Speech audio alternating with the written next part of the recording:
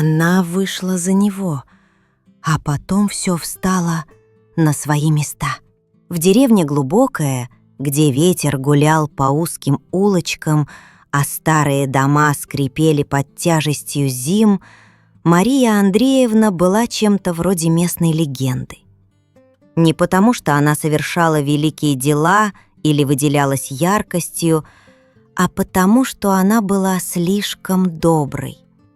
В мире, где люди держались за свои обиды, как за старое пальто, ее доброта казалась чем-то неестественным, почти пугающим.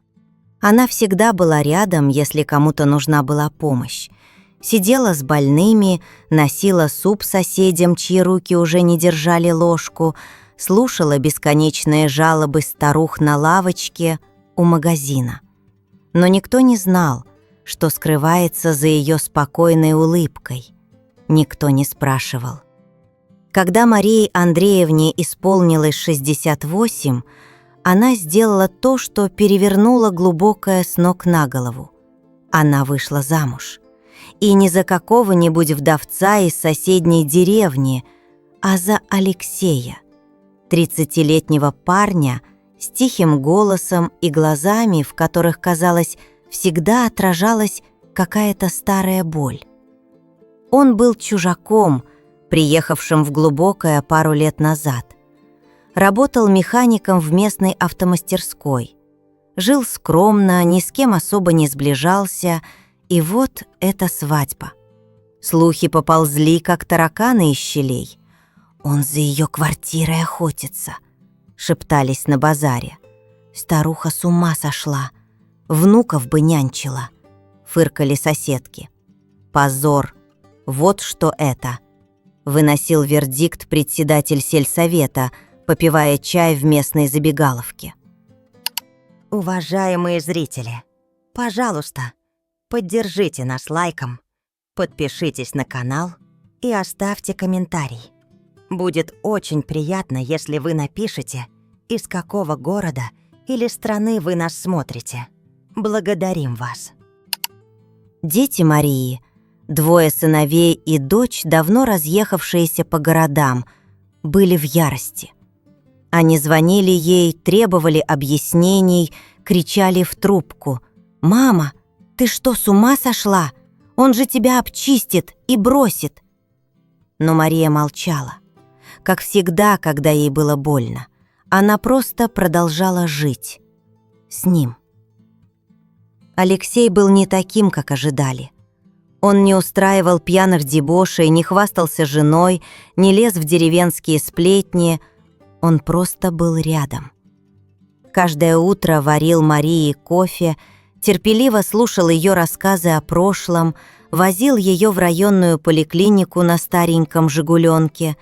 Иногда по вечерам он читал ей вслух Достоевского, Чехова, а то и старые детективы, которые она любила. Его спокойствие раздражало деревенских еще больше. «Что он задумал?» — гадали они, ведь в Глубоком никто не верил в бескорыстие. Здесь все имело цену. Год прошел незаметно. Свадьба, которая сначала была главной темой для пересудов, постепенно вытеснялась новыми сплетнями. То корова у Петровых сбежала, то председатель опять напился. Но в доме Марии Андреевны все было тихо. Слишком тихо, как перед бурей. И буря грянула. Ровно через год после свадьбы Алексей сделал то, чего никто не ожидал. Он пригласил всех 3 детей Марии, Сергея, Антона и Веру на ужин. Они приехали неохотно, с подозрением, готовые к чему угодно, к объявлению о продаже маминой квартиры, к новости о какой-нибудь афере. Но вместо этого Алексей поставил на стол кастрюлю с борщом, разлил чай и сказал: «Мне нужно вам кое-что рассказать». Его голос был ровным, но в нем чувствовалась тяжесть, как будто он долго нес эти слова в себе и теперь решился их выпустить. Все 3 детей замерли, глядя на него. Мария сидела в углу, опустив глаза, теребя край скатерти. Она не вмешивалась, она никогда не вмешивалась. «Когда моя мама умирала, я был еще мальчишкой», — начал Алексей. Ей было 42, рак желудка. Она лежала в районной больнице в палате, где пахло хлоркой и отчаянием.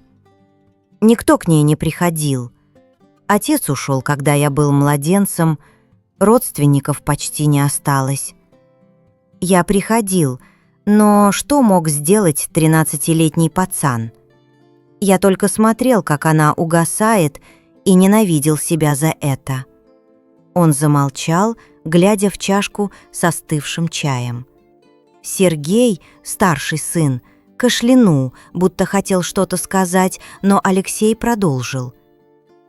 «Единственный человек, который был рядом с ней каждый день, это ваша мама. Мария Андреевна приходила в палату, приносила домашний компот, пела ей какие-то старые песни, читала вслух. Когда маме было больно, она держала ее за руку. Врачи говорили: она слишком добрая, эта Мария, тратит время на чужих. Но для меня она была не чужая. Я запомнил ее лицо, ее голос. Я запомнил ее навсегда». В комнате повисла тишина, такая густая, что, казалось, ее можно было потрогать. Вера, дочь Марии, украдкой вытерла глаза. Антон, младший, смотрел в пол. Сергей сжал кулаки, но молчал. Перед смертью мама сказала мне: «Если ты когда-нибудь увидишь эту женщину в беде, будь рядом с ней. Она — человек света». Я был ребенком, но эти слова въелись в меня, как клеймо. Я поклялся, что выполню ее волю. Алексей посмотрел на Марию. Она все так же теребила скатерть, но теперь ее плечи слегка дрожали. «Когда я приехал в Глубокое и увидел ее, — продолжал он, — она была уже не та. Одинокая, уставшая, с кучей болячек, о которых никому не говорила. Ваша мама никогда не жалуется, вы же знаете, но я видел, что ей тяжело, и я решил быть рядом.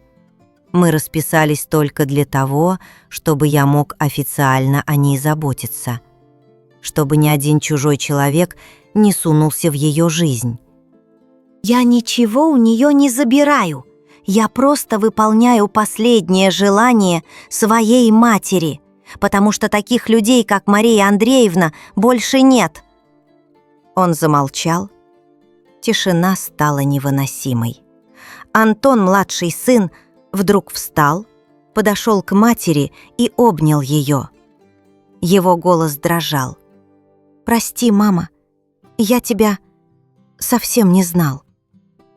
Вера заплакала. Сергей, всегда суровый и немногословный, отвернулся к окну. Но его плечи тоже дрожали. Мария Андреевна подняла глаза, и в них было что-то, чего дети не видели годами. Смесь облегчения и боли. Она не сказала ни слова. Она никогда не говорила о своих добрых делах. Это было ее правило. После ужина дети задержались. Впервые за много лет они говорили со своей мамой не о деньгах, не о наследстве, не о ее глупостях. Они спрашивали о прошлом, о ее жизни, о том, что она чувствовала. Они слушали. А Алексей молча убирал посуду, как будто его работа была сделана. Но в Глубоком история не закончилась. Слухи, как всегда, поползли дальше. Но теперь в них появилась новая нотка. Что-то вроде уважения. Люди начали вспоминать, как Мария Андреевна помогала им. Кто-то упомянул, как она сидела с его больной матерью. Кто-то, как она тайком приносила продукты вдове с 3 детьми. Ее доброта, которую раньше считали слабостью, начала обрастать историями, и каждая история была как осколок зеркала, в котором отражалась ее душа. Алексей остался с ней. Он по-прежнему варил ей кофе по утрам, возил в поликлинику, читал книги. Иногда по ночам, когда Мария засыпала, он смотрел на нее и думал о своей матери, о том, как она улыбалась, когда Мария пела ей старую песню, о том, как он, 13-летний мальчишка, поклялся быть человеком, достойным этой доброты. Мария Андреевна прожила еще 7 лет. Ее сердце остановилось в теплый июньский вечер, когда она сидела на крыльце, а Алексей читал ей Чехова. Она ушла тихо, как жила. На ее похоронах собралась вся деревня. Люди плакали. И не только потому, что так принято. Они плакали, потому что знали, таких, как она, больше нет. Алексей уехал из Глубокого через месяц. Он не взял ничего, ни дом, ни старенького «Жигуленка», ни копейки. Он просто исчез как тень, выполнив свое обещание. Но в деревне еще долго говорили о нем и о ней, о женщине, которая была человеком света. И где-то там, в темных закоулках мира, где Стивен Кинг искал бы свои истории, эта история сияла бы, как маленький, но неугасимый огонек.